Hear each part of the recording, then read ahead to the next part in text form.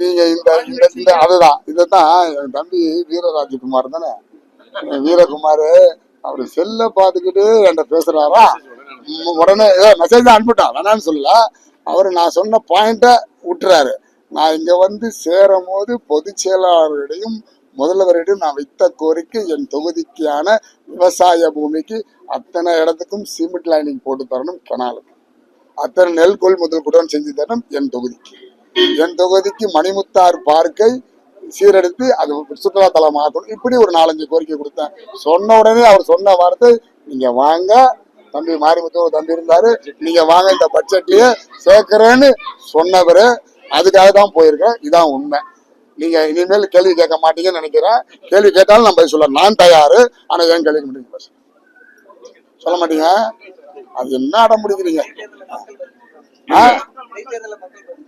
அதை பத்தி நான் கவலை கிடையாது. இடைத்தேர்தல் விட்டுங்க, பொது தேர்தல் மக்கள் பெருவாரியான வாக்குகளை கொடுத்த இடத்துக்கு போன என்னையே இந்த கேள்வி கேட்கறீங்களா? மக்களுடைய மன ஓட்டத்துக்கு நான் வந்திருக்கேன். என்ன இந்த கேள்வி கேட்டீங்கன்னா அப்படி இப்படி ஓடுறேன்னு என்ன கேள்வி கேட்பியா? கரெக்டா? கரெக்டு தானே? அப்படி கிடையாது. அப்படி கிடையாது.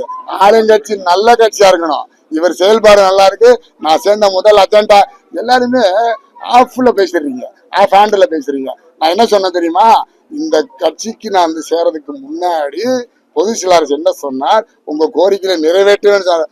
ஆளுங்கட்சி எல்லாமே நல்ல கட்சினா அப்புறம் எதுக்கு ஆளுங்கட்சி மாறி இன்னொரு கட்சி வருது? வராது இல்ல. எந்த கட்சி நல்ல விஷயமோ அந்த கட்சிக்கு தான் வருவோம். இந்த கட்சி நல்லா செய்யுதுன்னு நான் கணித்ததுல என் கணிப்பு மேபி ரைட் மேபி ராங், அது அப்புறம் டிசைட் பண்ணுவோம். இப்போதைக்கு கரெக்ட். ஸோ அதனால நாங்க சேர்த்துருக்கோம். கரெக்டா? இதுவா கரெக்டா? சவுண்ட் தான் உங்களுக்கு கேட்கும். வீடியோ தெரியுதா? வருது இன்னும் இருக்கா? கேளுங்க தம்பி.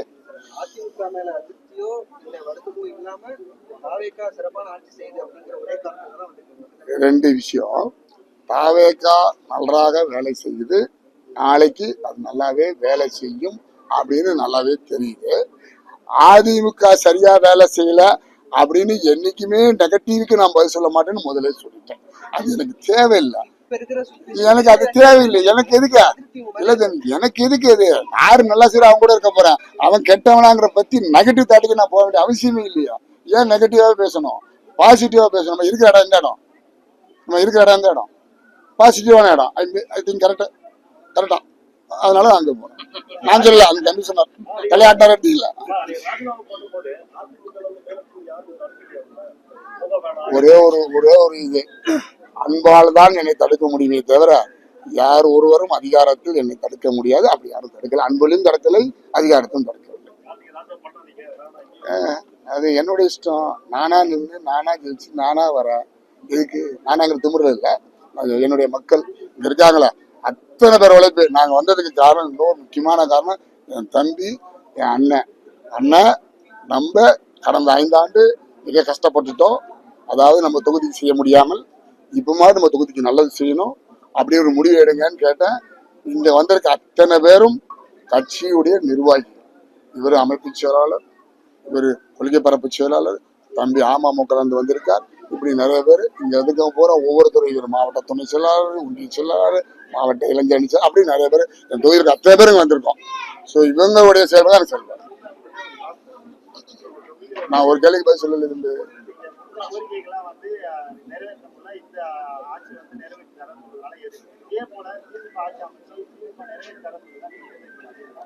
கரெக்டான கேள்வி. நாங்க வந்து சேர்ந்திருப்போமா சேர்ந்திருக்க மாட்டா 2வது கேள்விக்கு முன்னாடி நாங்க இதெல்லாம் செஞ்சு தரோன்னு கேட்டு செஞ்சு தர்றது. 10 கோரிக்கை கேட்டாரு மாவட்ட ஆட்சித் தலைவர். இன்னைக்கு வந்து இருக்கிற சிஎம் உடைய 4th செக்ரட்டரி விஷ்ணு பிரசாத் அவர் என்ன கேட்டார், உங்க தொகுதிக்கு தேவையான கோரிக்கை 10 கோரிக்கையை நீங்கள் கொடுங்கள், முதலமைச்சர் கேட்டிருக்காரு. 10 கோரிக்கை கொடுத்தேன். என்னாச்சுன்னு கேளுங்களேன். அப்படி செய்யாத கட்சிக்கு நம்ம எப்படி போக முடியும்? இப்ப வேற யாரும் இல்ல, நம்ம ரொம்ப உடச்சே பேசுறேன். எனக்கு கேட்டது யாரு?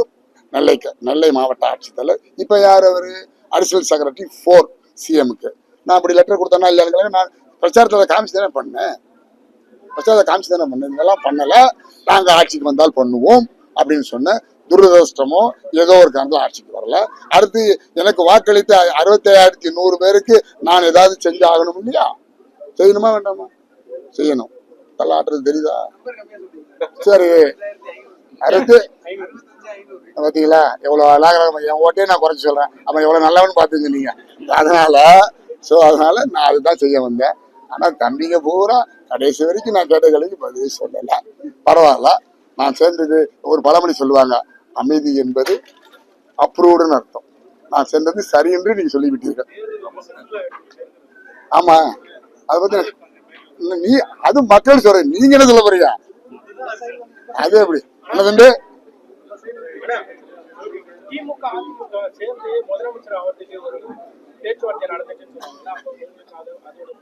பேச்சுவார்த்தை நடந்துச்சா? நீங்க கூட வந்தீங்களா? யாரு? அது அவங்ககிட்ட கேளுங்க, எனக்கு தெரியாது. தேங்க்யூ, நன்றி நன்றி. வணக்கம், நான் நடிகர் மீசை ராஜேந்திரன். கேப்டன் கூட ஒரு 32-33 வருஷம் டிராவல் பண்ணேன். அண்ணன் வந்து எங்க மாவட்டத்துக்காரங்க. அண்ணனுக்கு நான் வந்து பிரச்சாரம் போயிருக்கிறேன். நிறைய உதவிகளை வந்து அண்ணன் எங்களுக்கு செஞ்சிருக்கிறாரு. அது மட்டும் கிடையாது, அண்ணன் ஒரு திரைப்பட தயாரிப்பாளர். ஒரு 3 படம் அண்ணன் பண்ணியிருக்கிறாங்க. அந்த படங்கள்ல நான் நடிச்சிருக்கிறேன். செந்தூர பாண்டி கேப்டன் அவர் கூட டிராவல் பண்ணிட்டு இப்போ செந்தூர பாண்டியோட தம்பி கட்சியில அண்ணன் மூலமாக இன்றைக்கு பொதுச் செயலாளர் முன்னிலையில நான் வந்து என்னை இணைச்சிருக்கிறேன். என்னை பத்தி உங்களுக்கு எல்லாருமே தெரியும். எந்தவித பலனும் இல்லாமல் நாங்க உண்மையாக உழைக்கக்கூடியவங்க. அண்ணன் சொன்ன மாதிரி மக்களுக்கு உண்மையாக உழைக்கக்கூடியவங்க. அந்த ஒரு காரணத்திற்காக நம்மளுடைய தலைவர் திரு ஜோசப் விஜய் சார் அவர்கள் மக்களுக்காக உழைக்க வந்திருக்கிறார். அந்த இயக்கத்துல நாங்க எங்களை எல்லாரையுமே இணைச்சிருக்கிறோம். நன்றி, வணக்கம். இல்ல, அதுதான் நம்ம சவால் வந்து நிறைய வந்து இதுக்கு பிஃபோர் விட்டுருக்கிறோம். நம்ம அன்டெஸ்டட் அப்படின்னு சொல்லி இருக்கிறோம். அன்டெஸ்டட் பொலிட்டிக்கல் லீடர்னு சொன்னோம். இப்ப டெஸ்டட் பொலிட்டிக்கல் லீடர் ஆயிட்டாரு. அதனால அதை வந்து நாங்க வந்து மறப்போம் மன்னிப்போம், அந்த ஒரு ஃபார்முலா தான். நன்றி.